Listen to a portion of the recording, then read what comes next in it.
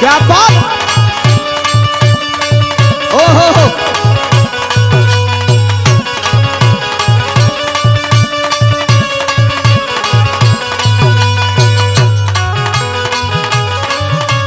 जिया जिया।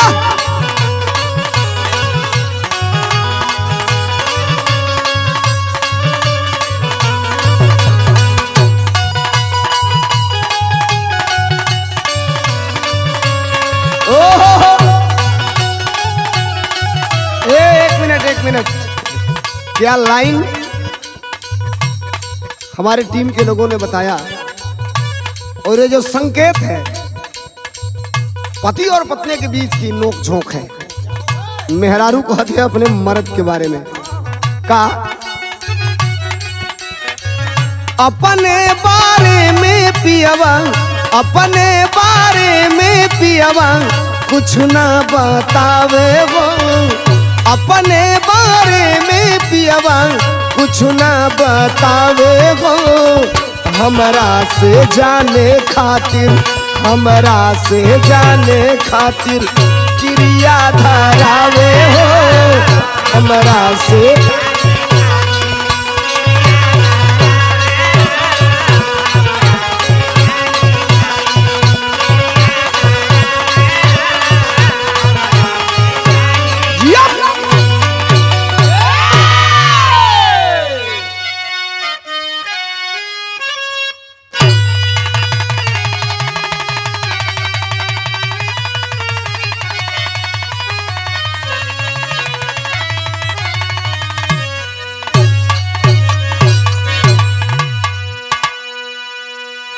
साथियों, चूंकि लगातार मैं प्रयास कर रहा हूं, हम धर्मेंद्र सोलंकी महीने में 3-4 बिरहा आपके बीच में जा रहा है और किसी भी बिरहा में मैं हमेशा ये प्रयास करता हूं कि कुछ नई चीज, नई जानकारियां जो हमारी पुरानी विरासत है, जो सल्तनत से चली आ रही जिस चीज को हम सुनते चले आ रहे हैं, उसको अपने गाने में पिरोकर आपके बीच में भेजने का और प्रस्तुत करने का काम करूं। इस धर्मेंद्र सोलंकी को बहुत सम्मान आपने दिया है देश और दुनिया में, और जो कुछ भी हूं आपके बदौलत हूं। एक नई बिरहा, और ये बिरहा महाभारत से है, लेकिन प्रसंग कलेजे को चीरने वाला है। भूमिका के लाइन में बिरहा की शुरुआत कर रहा हूं, उम्मीद है आप पसंद करेंगे। गाना सुनिएगा, चैनल सब्सक्राइब नहीं किए होंगे कर लीजिएगा, और गाने को फॉरवर्ड भी करिएगा। आए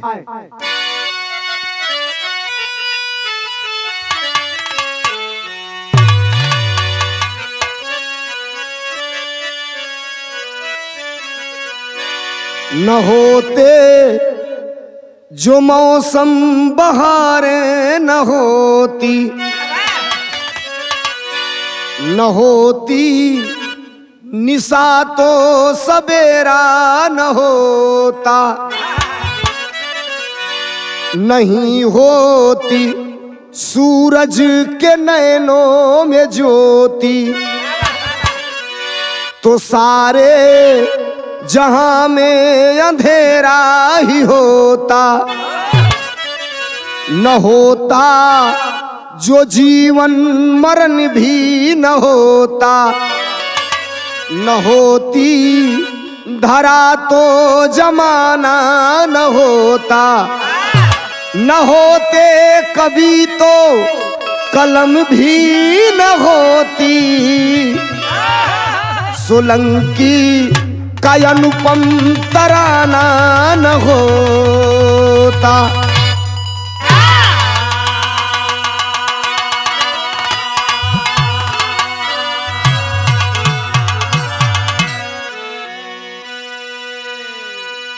ये डिक्टेंशन पॉइंट की ये लाइन है, न होते कभी तो कलम भी न होती, सोलंकी का अनुपम तराना न होता।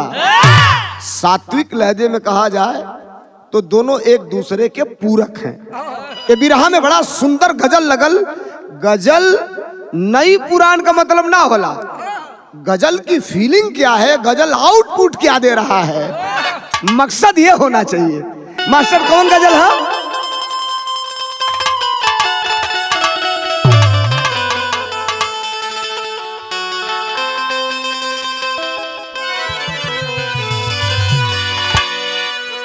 गजल है। मुसीबत में शरीफों की, मुसीबत में शरीफों की शराफत कम नहीं होती, शरीफों की शराफत कम। जिया बहादुर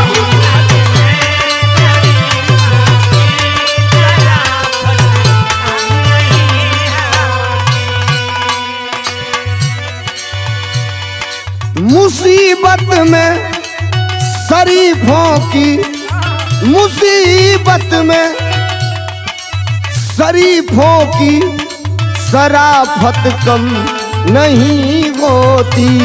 करो सोने के 100 टुकड़े, करो सोने के 100 टुकड़े, पर कीमत कम नहीं होती।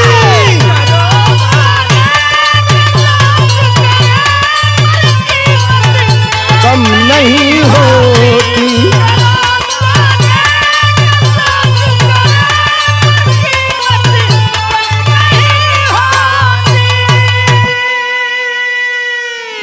बिरहा में कवि जी भाव लिखलन, ये बिरहा के तनी सुनल जाइए पंच लोग, ये भैया बाबू लोग। बिरहा बा कैसन, बिल्कुल आराम से कहानी साफ साफ आपके दिमाग में आई।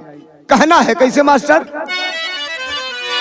बात की चोट से दिल के, बात की चोट से दिल के ये टुकड़े होते देखा है। बात की चोट से दिल के भी टुकड़े,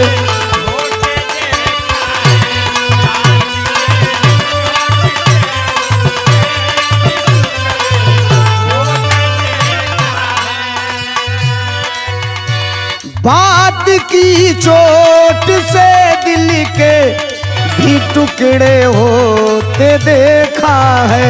जिसे हंसने की आदत थी, जिसे हंसने की आदत थी, उसे रोते भी देखा है। जिसे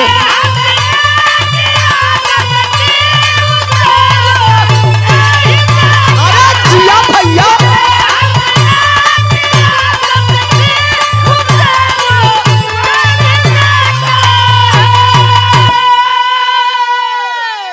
हमारे बिरहा का शुरुआत हो गई। कहानी कैसन हो, कब कहा, कौना समय कहा, ये सारी चीजें आपको इंक्लूड इस बिरहा के शैर में मिलेगी। शुरुआत है कहानी की, कैसे मास्टर?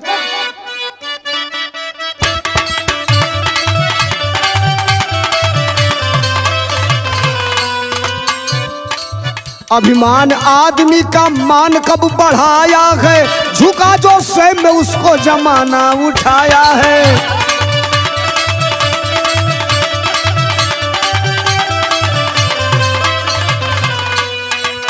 हठ दुर्योधन का पांडवों को मजबूर किया, हस्तिनापुर की विरासत से अब दूर किया।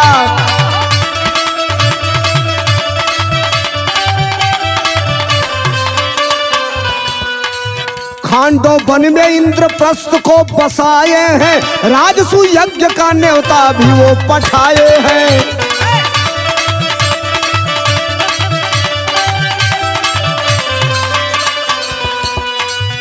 तमाम राजा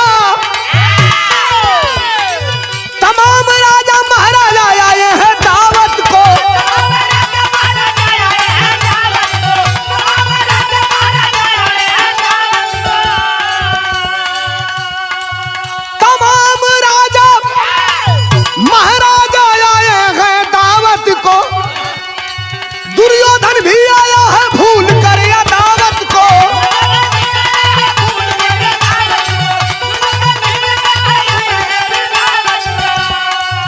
अरे दुर्योधन भी आया है भूल कर अदावत को।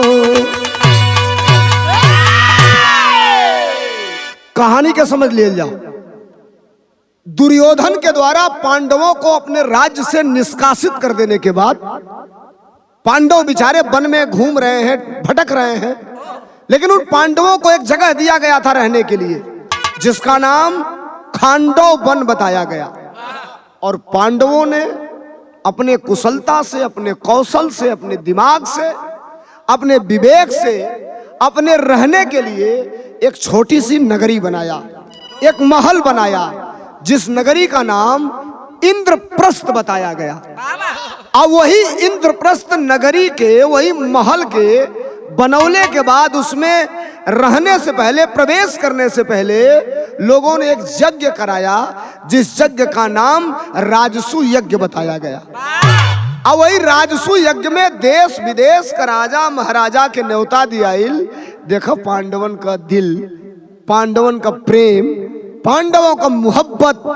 बैरी है दुर्योधन, लेकिन उसके बावजूद भी दुर्योधन को न्योता दिया गया और दुर्योधन भी उस न्योता में आना स्वीकार किया। चलता है इंद्रप्रस्थ नगरी आने के लिए, लेकिन मन में घमंड है कि चाहे जैसा भी भवन बना होगा, जो भी महल बना होगा, हमारे महलों के मुकाबले कहीं वो खड़ा नहीं होगा। बिरहा में तरज लगल। कौन मास्टर?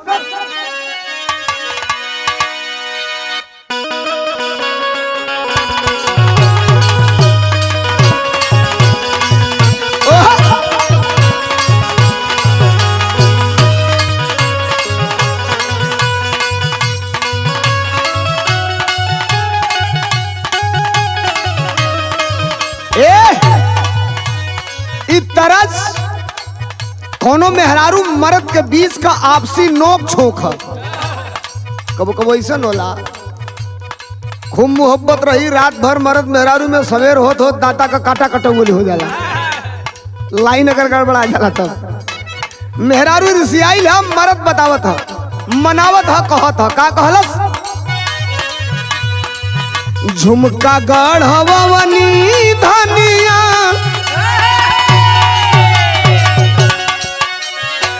झुमका गढ़वनी धनिया, टीकावा होले ऐनी। ओहो हिलत रहे।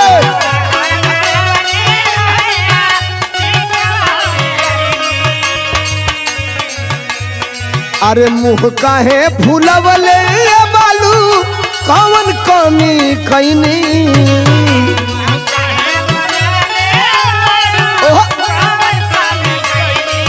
घेरा घेरा हीरा भाई।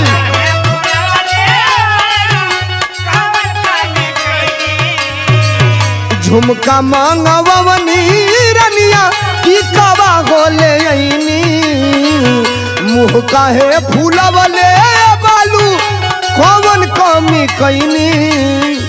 तब मेहरुआ उठल बिस्तर से, कलस ए हमार राजा करेजा, सुना हमार घूंघट उठवला ना, चिन्हा कुछ लेके अइला ना, त देहिया खोजे हमार हिल कोरा। बलम मुके कोरा उठवला ना, बलम मुके कोरा सुतवला ना।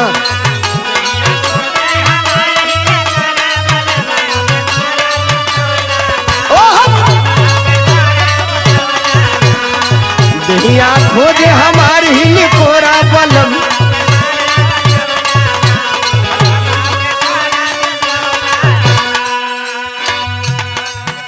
अब हाई सुना, पांडा अपने मेहनत से, अपने कौशल से और धर्म के नाम पर एक नगरी बनौले रहलन, इंद्रप्रस्थ जेकर नाम रहे। कहना है का? धर्म से बनवले धर्मी इंद्रप्रस्थ नगरी।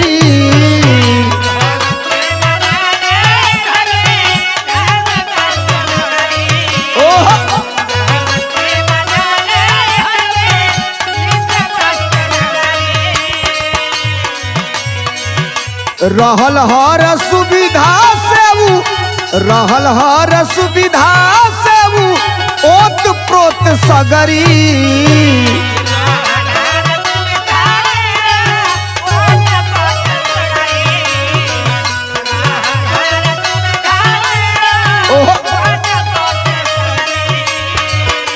धर्म से बनवले धर्मी इंद्रप्रस्थ इंद्रप्रस्थ नगरी, रहल हर सुविधा से ओत पोत सगरी। खासियत का रहल महल का, घमंडी जे भी आई हो ओकर नियत बुझाई हो। खासियत महल का रहल अनोखी, पत्थर पानी देखाई हो, पत्थर पानी देखाई हो, पत्थर पानी देखाई। खासियत महल का रहल अनोखी, पत्थर।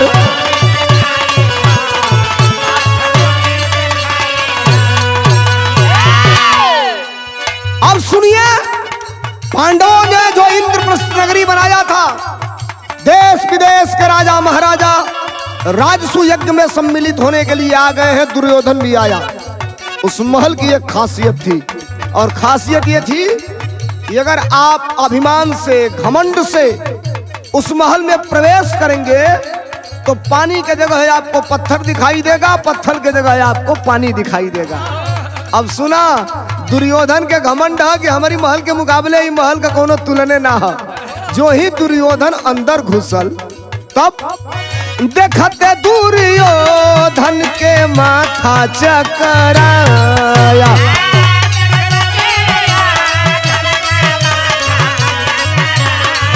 ओह महलिया के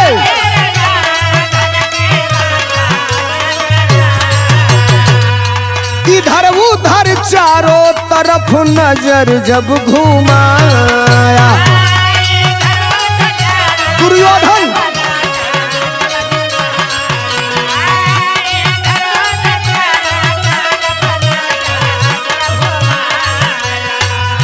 भीतर के नजारा देखी, भीतर के नजारा देखी, भइल चाका चौधा।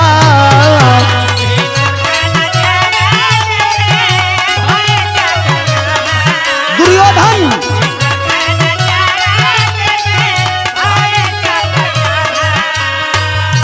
ऐसन न देखले रहले, ऐसन न देखले रहले अब तक घरौदा।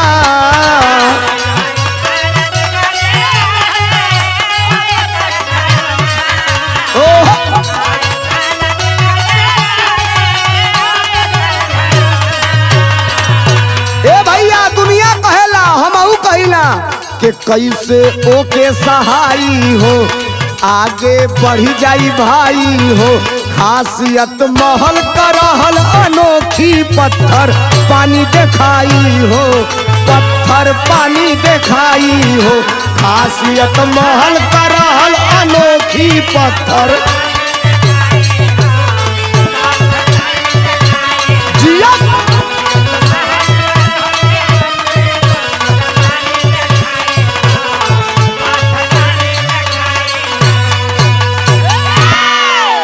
अब सुनिए जरा मेरे बात को। दुर्योधन भी इंद्रप्रस्थ नगरी में राजसूय यज्ञ में न्योता पाने के बाद उस यज्ञ में शामिल होने के लिए आता है, इंद्रप्रस्थ नगरी में प्रवेश करता है। संजोग से उस महल में, जिस महल में यज्ञ होना था, जिस महल की पूजा होनी थी, जिस महल के एवज में यज्ञ रखा गया था, दुर्योधन प्रवेश किया। घमंड में है दुर्योधन। अब दुर्योधन के आगे जो रास्ते हैं, जो जमीन है जिस पे पत्थर लगा है, पत्थर के जगह पानी दिखाई दे रहा है और पानी के जगह पत्थर दिखाई दे रहा है। अब दुर्योधन किसी तरह सहमते हुए कदम बढ़ाया, पत्थर समझ के ऐसे जो ही पैर उठाता है, छपाक करके दुर्योधन पानी में गिर गया। और जो ही पानी में गिरा, दुर्योधन असहाय अपने आप को महसूस कर रहा है। अरे भैया, क्यों देखल तना, केहू को नजर तना पड़ल। दुर्योधन एक बड़का राजा, एक घमंडी राजा, लेकिन राजा गिरा है, वो भी दुश्मन के महल में गिरा है। सवाल ये है, बिरहा में तरज लग गई। आज के 50 साल पहले पद्म श्री से सम्मानित, सुरों की जादूगर कहा जाए, भोजपुरी विधा की महान शख्सियत गायिका शारदा सिन्हा जी की आवाज में आपको सुनने को मिला होगा। कैसे?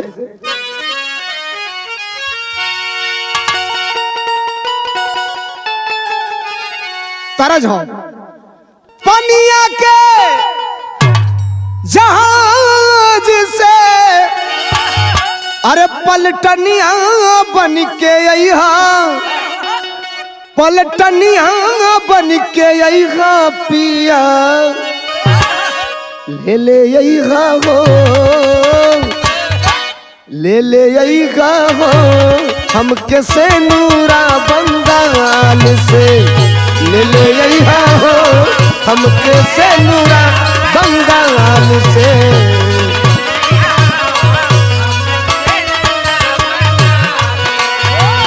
पनिया के जहाज से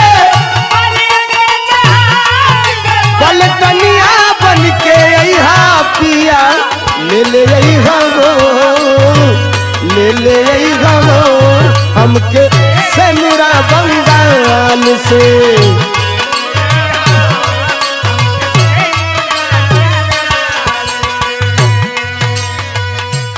दुर्योधन गिरा है पानी में, अभी उठा नहीं है, नजर चारों तरफ टिका रहा है कि जो मैं गिरा हूं ये मेरी विवस्था तो किसी ने देखा तो नहीं।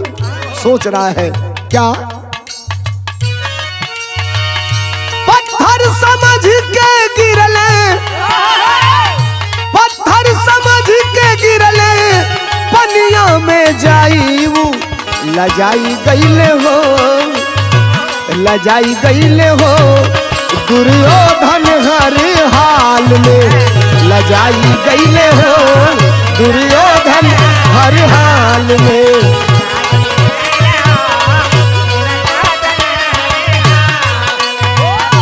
पत्थर समझ के गिरले पनिया में जाईऊ, लजाई गईले हो, लजाई गईले हो दुर्योधन हर हाल में।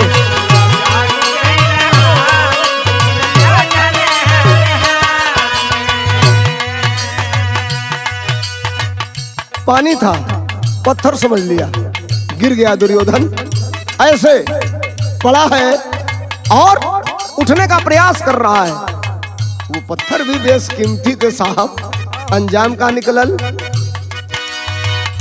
पौरुष ना काम करे मारे छाप कोरिया,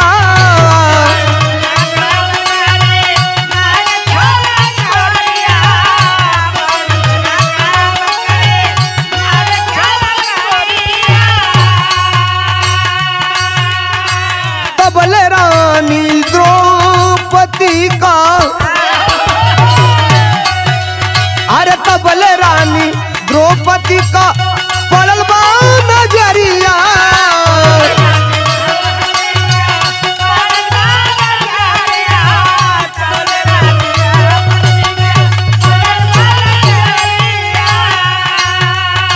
सारे मेहमान देखे,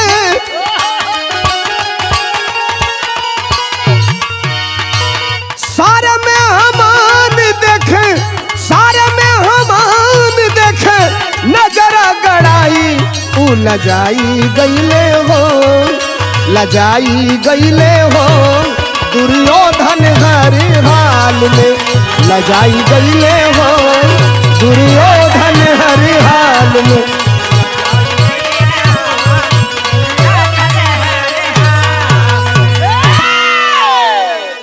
दुर्योधन पानी में गिरा है, उठने का प्रयास कर रहा है, पैर भी स्लिप कर रहा है पानी में, हाथ भी स्लिप कर रहा है, मन व्याकुल है कि मैं गिरा हूं, कोई देखा तो नहीं। तब तक एक आवाज आती है, और किसकी आवाज थी? बड़ी तेज हंसती हुई आवाज किसी महिला की थी। बोल पड़ी वो महिला, क्या बोली? बिरहा में टेरी लगल, कैसे मास्टर?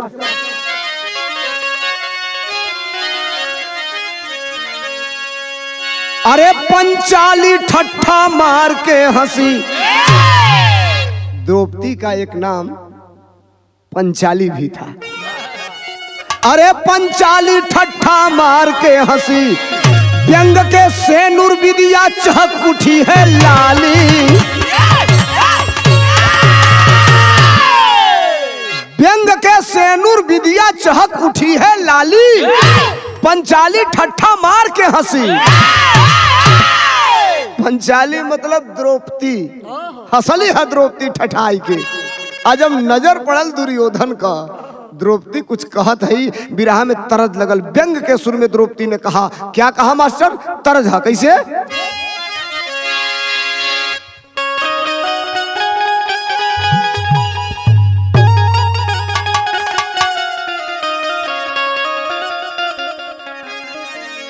दिखाई हो तरज, ढोंग से कोनो मेहरारू अगर अपनी मर्द से कह दे,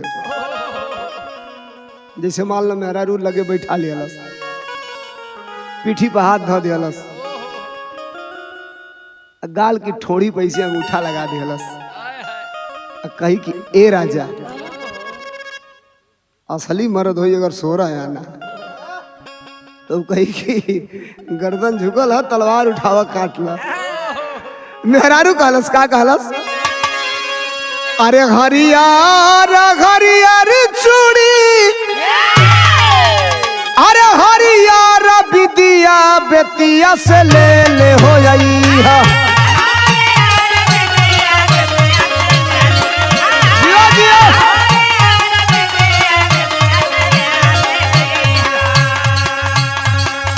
हरियार हरियार चूड़ी, हरियार बिदिया बेतिया से ले हो यही है। अरे बेतिया से ले हो यही है। अरे जबू हो सातब हम लीला, बेतिया से ले हो यही है। रजबू हो सातब हम लीला।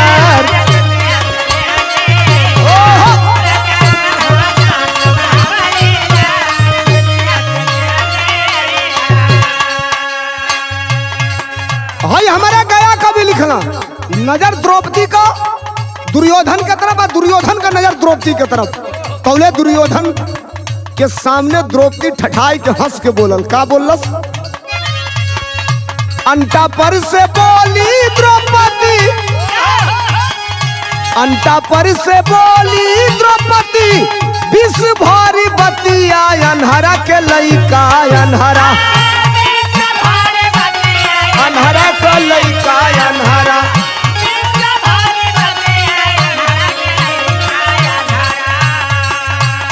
अरे अंटा पर से बोली द्रौपदी, विष भारी बतिया अनहरा का लइका अनहरा। अरे अनहरा का लइका अनहरा, जन्मल बा दुनिया में आई, अनहरा का लइका अनहरा।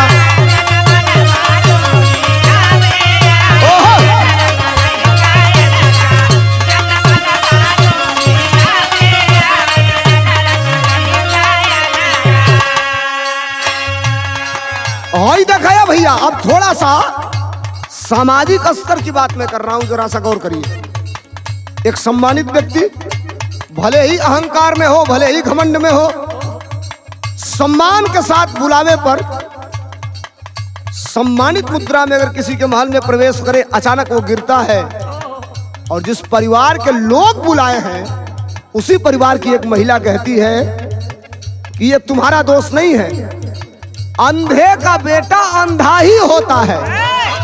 ये भैया वो दुर्योधन के हचाक के करेजा में वो बात ना बल्कि बतिया बाण बन के लगल। अंजाम का निकलल,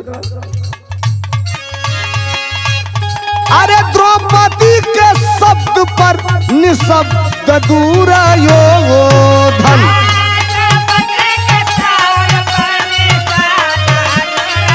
दुर्योधन पकड़ा गई।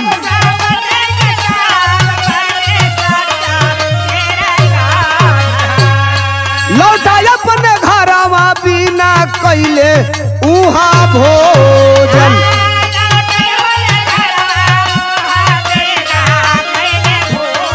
दुर्योधन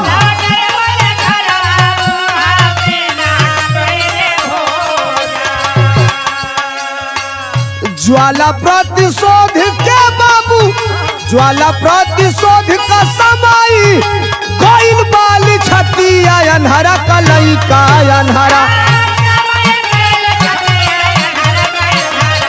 ओहो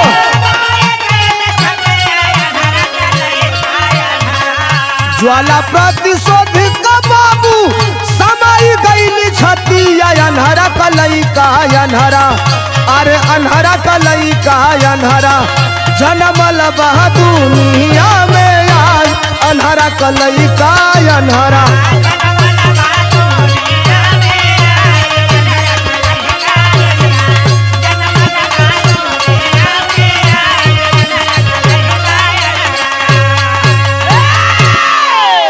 द्रौपदी का एक वाक्य, केवल एक वाक्य व्यंग्यात्मक हंसी, और उस हंसी के बाद ये कह देना कि दुर्योधन ये तुम्हारा दोष नहीं है, अंधे का बेटा अंधा ही होता है।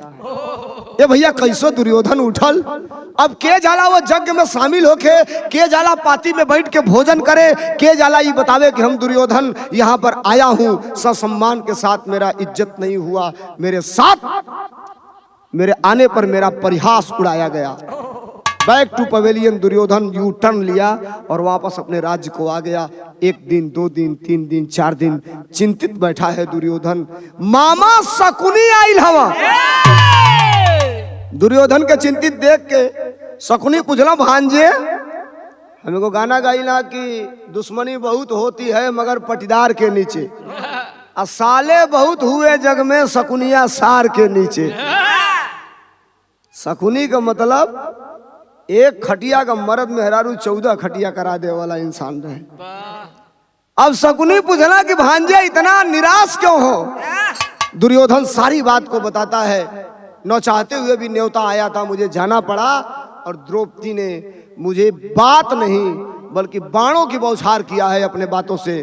द्रौपदी ने कहा कि अंधे का बेटा अंधा ही होता है, कलेजा फट रहा है, मन व्याकुल है, जब तक इसका बदला नहीं लूंगा तब तक मैं चैन से नहीं रहूंगा। शकुनी कहा, भांजे इसमें इतना परेशान होने की क्या जरूरत है? इसका बदला तीर तलवार कमान लाठी बरसी भाला से थोड़े लिया जा सकता है। इसका बदला लेने का कई उपाय है। तो उपैया तो शकुनी बतावे कुल कौरवन के। दुर्योधन कहला तो उपाय बताइए। शकुनी उपाय बताया, किसी भी तरह से आप पांडवों को बुलाइए, द्रौपदी सहित जुआ खेला जाएगा, पासा का खेल होगा। और उस जुए में शकुनी ने कहा कि भांजे ये तय है कि विजय तुम्हारी होगी और तब असली मजा आएगा। बिरहा में तरस लगल। कैसे मास्टर?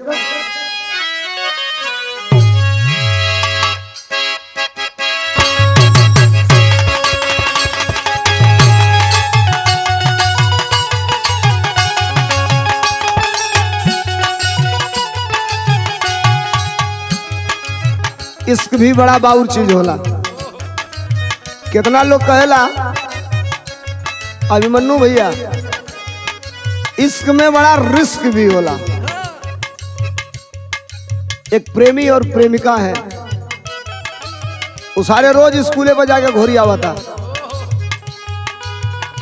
जुगाड़ लगावे कि कोई भी चिन्हा जाए, लेकिन इतने घड़ी का फैशन चलल बा कि नाकी पले दुपट्टा बना जाता, वो चिन्हिए ना पावे, दिन भर कटर जाओ वहीं का चली आवे। एक दिन भेंट होइल तो कहलस, का कहलस? बड़ी मन करता ये रान करे के भेंट,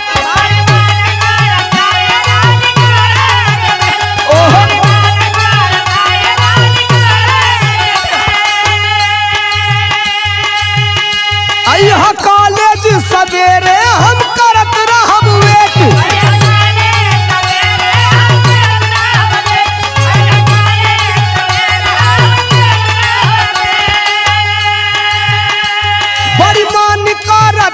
रान करे के भेंट, अइहा कॉलेज सवेरे हम करत रहब वेट, जवन भइल रहे गलती ना फेर होई हो, मुहवा ओढ़नी से बांध के ना अइहा ये जानना तो चिन्हे में देर होई हो।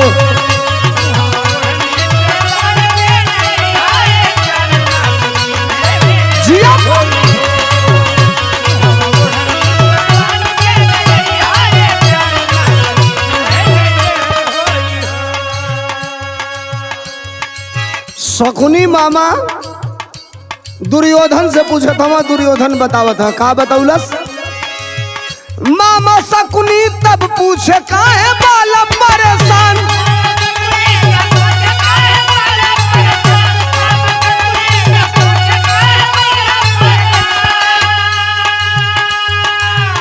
बात जान बेईमान कैले जुआ का पलान। ओहो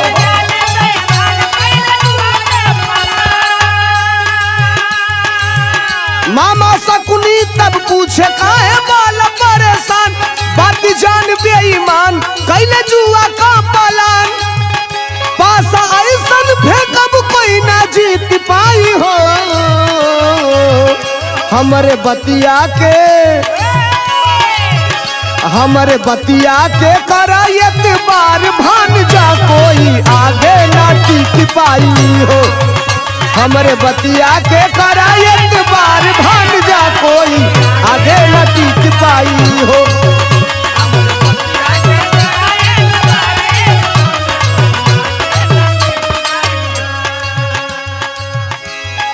शकुनी योजना बनाता है, पूरा डायग्राम समझाया। तीर तलवार कमान कटारी भाला बर्छी से ये युद्ध नहीं जीता जाएगा। ये उपहास का बदला लेने का एक सरल तरीका है। पांडवों को आमंत्रित करिए द्रौपदी के साथ जुआ खेलने के लिए। दुर्योधन भेजता है न्योता। पांचों पांडव अपनी पांचाली को लेकर के आते हैं और बैठ गई। महफिल सजती है और जुआ का खेलौवल चालू। पासा का फेंकल चालू भइल। और जब फेंकल चालू भइल तो अंजाम का निकलल। चालू भइल जुआ फेंके पासा पर पासा। दुर्योधन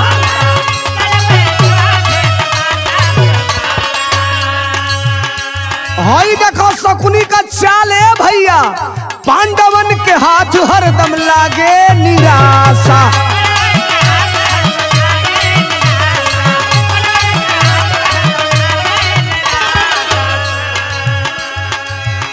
हारी गईले सब कुछ हाथ बीच।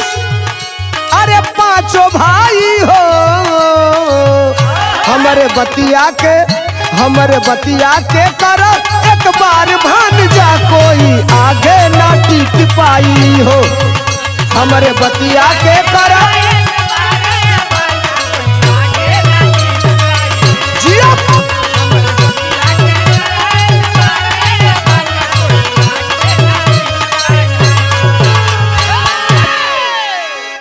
पासा का खेलौवल चालू हो गई, जुआ का खेलौवल चालू हो गई। अब जरा सुनिए, अगर एक दिमाग दुर्योधन का रहता निष्पक्ष रूप से, अगर पांडवों के साथ केवल दुर्योधन खेलता, कौरव खेलते, तो निसंदेह वो जुआ में विजय पांडवों की होती। लेकिन शकुनी की बहुत बड़ी चाल थी। सेटिंग कर दिया था शकुनी। आज के जमाने में भी सेटिंग बड़ी चीज होती है। नौकरी भी सेटिंग से मिल रही है।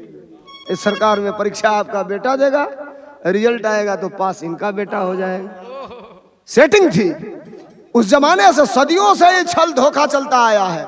और सेटिंग के चलते पांडवों के पास जो अमानत थी, जो पूंजी थी, वो सारी पूंजी पांडव हार गए। अब जब कुछ इनके पास बचा नहीं, ललकारता है दुर्योधन। तुम्हारी हिम्मत, तुम्हारी हैसियत और तुम्हारी प्रभुता को लानत है कि तुम हार करके यहां से जाओगे। धर्मराज खड़ा हुए, कुछ नहीं बचा है। एक कीमती अमानती चीज, सबसे कीमती चीज तुम्हारे पास है। अगर रखना चाहते हो तो अंतिम में आप उसको भी रख दो। किसको? तुम्हारी पत्नी द्रौपदी। पाक प्रतिष्ठा की आई। सवाल था, सब हारे हैं इस उम्मीद में कि द्रौपदी को दाव पे लगा देंगे, इस बार जीतेंगे तो सारा एक ही बार वापस आ जाएगा। अंजाम का निकलल, बिरहा में पहपट लगल। कैसे मास्टर? अरे रखे दाव पर आखिर द्रौपदी नारी हारी हो गईली। रखे दाव पर आखिर द्रौपदी नारी हारी हो गईली। खेल खेल में आइल अंतिम बारी हारी हो गईली।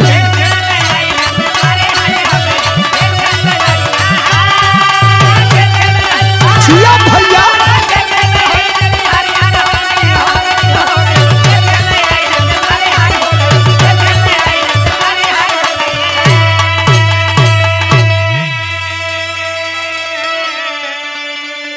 अब हाई सुना, द्रौपदी को दांव पे लगाया गया। अंतिम बारी था और अंतिम बार में भी हार सुनिश्चित हो गई। द्रौपदी भी हार गए थे। अब खड़ा होते हैं धर्मराज, और जब खड़ा हुए अपने आप को दांव पे लगाते हैं। बिरहा में लिखल गया कैसे मास्टर, द्रुपद सुदा भी हार गए हैं। अरे धर्मी धर्मराज हो, दुर्योधन तब जंघा पर अरे बैठाया सारे समाज हो। अरे नंगी कर दो बोल उठा, अहंकारी हारी हो गई ले। अब बीच सभा में खिंचे दुशासन, सारी हारी हो गई ले।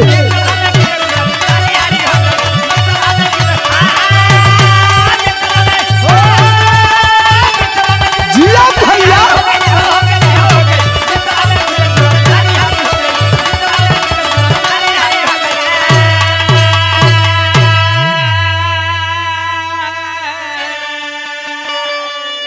दुर्योधन द्रौपदी को जीत चुका है। पांचों पांडव भी अपने आप को हार चुके हैं। एक तरफ कौरव दल में जश्न का माहौल है और एक तरफ पांडवों का सर नीचा है, सर झुका करके बैठे हैं। ललकारता है सारे सभा में दुर्योधन, अरे बुलाओ बुलाओ जीती हुई चीज को। द्रौपदी की नजर दुर्योधन की तरफ पड़ती है। अंगार बरस रहे हैं दुर्योधन के नजरों से। आदेश देता है बुला करके मेरे जंघे पर बैठाया जाए इस जीती हुई चीज को, अमानत को, द्रौपदी को। लाचार है द्रौपदी, लाचार होकर के द्रौपदी हाथ जोड़ दिए, लेकिन नहीं, इस सभा में ये नहीं चलेगा। जो नियम है, जो कानून है, जो रूल है, जो शेड्यूल है, इसको फॉलो करना पड़ेगा आपको। अब तो हार चुके हैं पांचों पांडव। निराशा भरी नजरों से अपने पांचों पतियों की तरफ देख रही है। कहो भैया, जेकर हाथी नहीं और 5 गो मर्द, एक से एक वीर बलवान, वो पांचों मर्दन के बीच में आज नारी असहाय हो, लाचार है। बिरहा के आला में लिखल गया कैसे मास्टर, अब कवि जी देखा कितना बड़हन बात लिख दिया ना। ठीक है, जीत चुका है, लेकिन नारी है, और इस धरती पर, इस भूमंडल पर, भारतवर्ष में नारियों को देवी का रूप माना जाता है और सदैव नारियां पूजी गई हैं। लेकिन उस महफिल में, दुर्योधन के दरबार में द्रौपदी को बेइज्जत करने का प्रयास किया जा रहा है। कैसे मास्टर, अरे नारी के सम्मान, अरे नारी का सम्मान यही समाज में न होला भैया।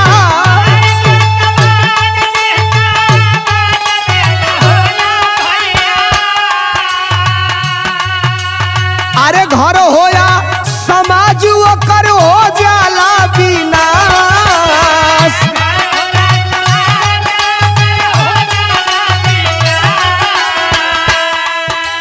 अरे ज्ञानी हो के आदमी जब मद में भुलाला भैया।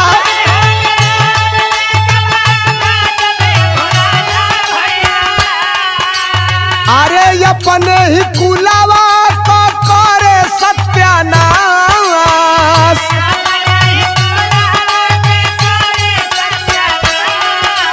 अरे रोई रोई द्रौपदी अब देवली दोइया भैया।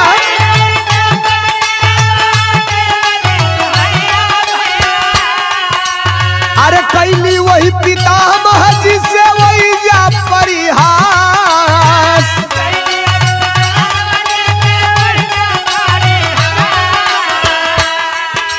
देखिए भीष्म पितामह बैठे हैं, हमारे खानदान के बड़े से बड़े महारथी बैठे हैं, बड़े से बड़े ज्ञानी बैठे हैं। पितामह की तरफ नजर करती है, पितामह की नजर मिलती है। द्रौपदी रो करके कह रही है क्या, कवनी अखिया से देखब नंगी बदनिया दादा।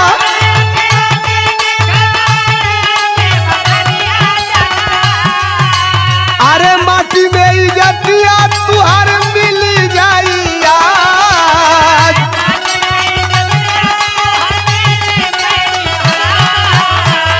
बड़े बड़े वीरवन से मांगेली मदतिया बाबू।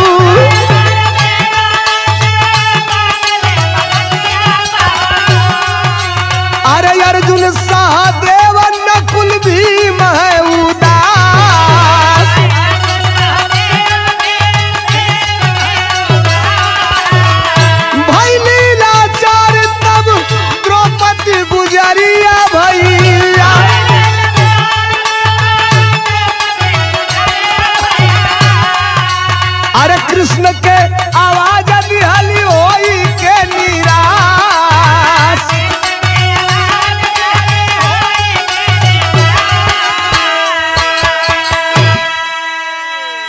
दरबार में उस खानदान के बड़े से बड़े वीर योद्धा बैठे हैं, बुजुर्ग बैठे हैं, जिनके लिए धर्म बहुत बड़ा है, कर्म बहुत बड़ा है, जिनके लिए सम्मान बहुत बड़ा है, लेकिन इस सम्मान को बचाने के लिए कोई भी उठ करके एक कदम आगे नहीं आ रहा है।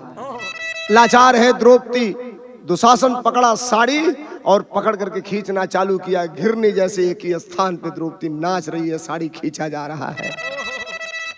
अंत में याद आई द्रौपदी के, कन्हैया का, माधव मुकुंद का, मुरली मनोहर के याद आई। याद ऐसे ना आई, याद एक वरदान द्रौपदी के मिलल हल कृष्ण के द्वारा। रथ के पहिया टूट गईले पर भगवान कृष्ण और रथ के हाकत रहन, भगवान कृष्ण का अंगुली कट गई। आज जब भगवान कृष्ण का अंगुली कट गई तो द्रौपदी अपने साड़ी का आंचल फाड़ के कृष्ण के अंगुली में बंधने रही। भगवान कन्हैया बसंत दिले रहला कि तुहार कर्जा है, ये उधार रही, जब तुहके जरूरत पड़ी तो ये एक बित्ता के वस्त्र के बदले में भूमंडल का सगरी वस्त्र का जरूरत पड़ी तो हम अपने बहन के देवे के तैयार हैं। याद पड़ल द्रौपदी के। जब याद पड़ल तो हाथ जोड़ ली, भगवान कन्हैया के गोहरौले है, ए प्रभु आज तुम्हारी बहन का इज्जत सरेआम सभा में नीलाम होके जात बा। आवा ना तो आज अधर्मियन के हाथे, पापियन के हाथे तुम्हारी बहन का इज्जत लुटा जाई, सरेआम सभा में द्रौपदी नंगी हो जाएगी।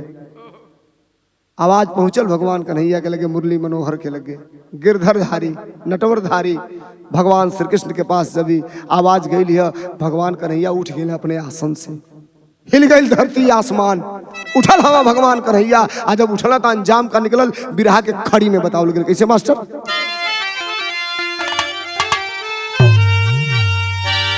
अरे सुनत आवाज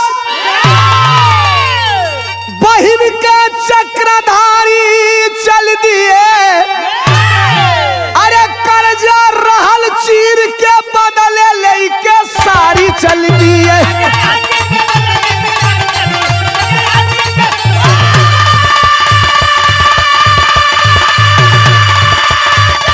अरे जिया बहादुर,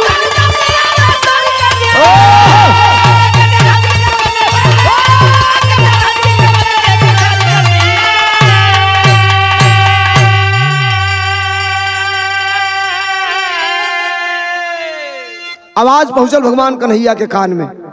द्रौपदी गोहरौली है, पुकरली है, अदृश्य ओझल भगवान श्री कृष्ण अपने बहन के साड़ी एक बित्ता के वो वस्त्र के टुकड़ा का लाज बचावे खातिर आज कि हमारे बहन का शरीर नंगी न हो जाए, वो साड़ी से खड़ा हो कि अपन करामात कैल चालू कर दिया। लोग बतावेला दुशासन साड़ी खींच रहा था, पते नहीं चल रहा था साड़ी बीच नारी है कि नारी बीच साड़ी है कि साड़ी ही किनारी है। लगातार साड़ी खींचते खींचते खींचते खींचते गंज लग गया साड़ी का। अंजाम का निकलल बाबू, हारा है दुशासन खींची खींची के बसनवा, अरे पापी दुर्योधन के तोड़ले अभिमानवा।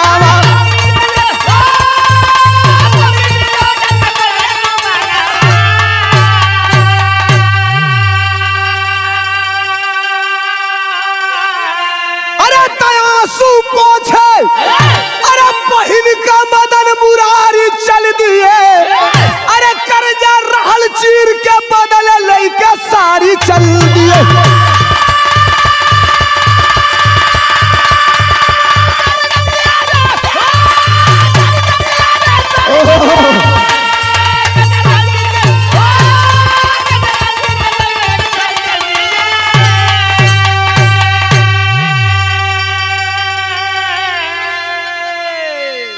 वाक युद्ध आई धर्म युद्ध वही जे खत्म न भई। दुर्योधन हारल, दुशासन हारल। आगे जब समय बढ़ल अंजाम का निकलल जे के जमाना जानेला दुनिया जानेले का जानेले भइल महाभारत दुई शब्द के करनवा अरे खुनवा के नदी बहल जानेला जहानावा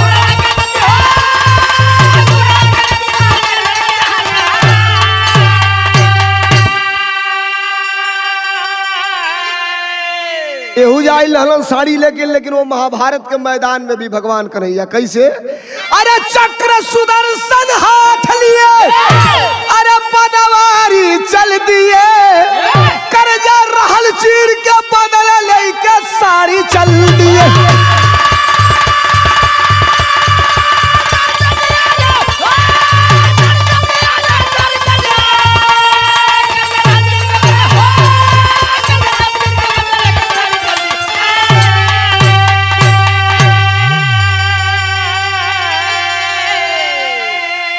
देखा ही हो गया कभी के लेखनी है दो लाइन खड़ी हो गई तीसरकियो लाइन लिख दिले हैं का लिखला लिखला कि बिना कारण किसी को ना चोट पहुंचाओ अरे आग प्रतिशोध की ना किसी में जलाओ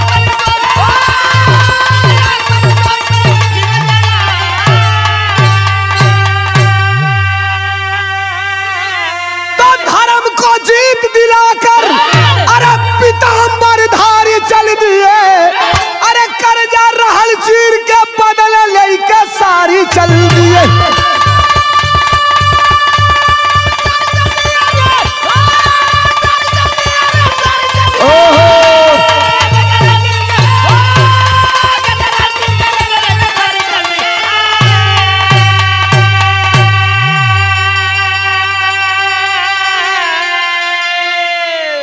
धर्म युद्ध में धर्म के तरफ से लेके चक्र सुदर्शन धारी चल दिए करजा रहल चीर के बदले लेके साड़ी चल दिए भगवान कन्हैया वो धर्म युद्ध में भी महाभारत के जंग मैदान में जाई के चारों तरफ चक्र सुदर्शन विनाशकारी प्रलयकारी रूप धारण करके और चक्र सुदर्शन लोगन का गर्दन काट काट के वो महाभारत में अहम भूमिका निभौलस भगवान कन्हैया वो महाभारत के युद्ध का पांडवन के विजेता बनौलन कहानी हमार खत्म भइल कहले का मतलब ई द्वेष में गफलत में घमंड में और केहू का नुकसान अगर आप करब केहू का परिहास उड़ेब तो अंजाम होकर बुरा होई अंतिम लाइन का बात है बिरहा में खानदान का परिचय है कैसे गुरु बिहारी गुरु गणेश है धन्य हरि की माया स्वर्ग गए चंद्रिका कवि है धूप कहीं पर छाया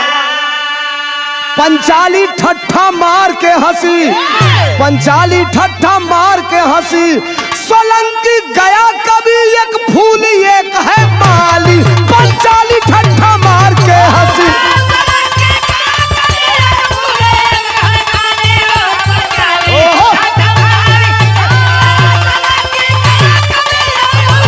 अरे जिया हिया